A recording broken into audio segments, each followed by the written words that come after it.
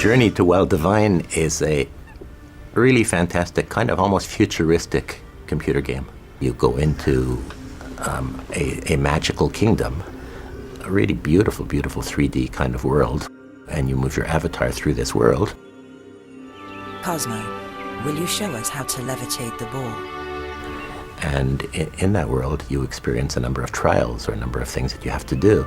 And the only way to get through those things and succeed is by either raising your energy or lowering your energy through your breathing and through how you're using your mind. This is the first computer game ever developed that actually uses biofeedback as its way of playing the game. I should explain, I guess, what is biofeedback. So many of us have probably heard the term the mind-body connection, and we talk about how many of us have heard that you can control your physiology, for example, through your thinking and through your mind. One way to see how that would happen would be that if you take the mood ring, for example, and you can see that as you're relaxed, the color on the ring will change, say, to a light blue color, and if you get angry or upset or something, it'll start to go black. So the question people might be asking is, well, how does the video game know that? How does the screen know that my body is changing? Well, it knows that through the use of 3 sensors.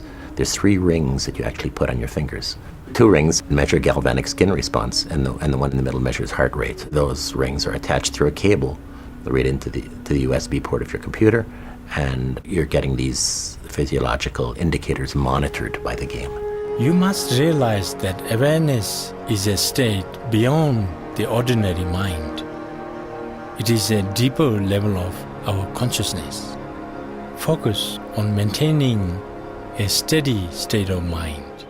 So obviously if you relax and get into a different state and you're less stressed, your galvanic skin response, for example, changes, and that impacts the game, and then things can happen. So there's direct feedback, biofeedback happening through those rings to the video game. What we wanted to see with this game was, is it possible that one could learn biofeedback, learn to use biofeedback and to do biofeedback in a sense of controlling your thinking and your mind, and could you learn to do that with a video game? So this research was done by Xin Du, and Xin is a master's student in the Faculty of Education at Simon Fraser University. What we did is we went into a laboratory at Simon Fraser University called the Neuroeducational Laboratory, otherwise known as ZEN Grammatron, run by a professor in the Faculty of Education called Dr. Stephen Campbell. And it's a wonderful laboratory because he has a room in there where he can measure pretty much any physiological measure of any kind in your body while you're doing various events. Essentially, what the research was to wire people up and go in and play the game for a period of time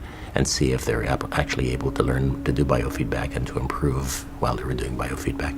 And at the same time, we looked at their stress to see if, in fact, they could learn to control that and to lower their anxiety levels through playing the game as well.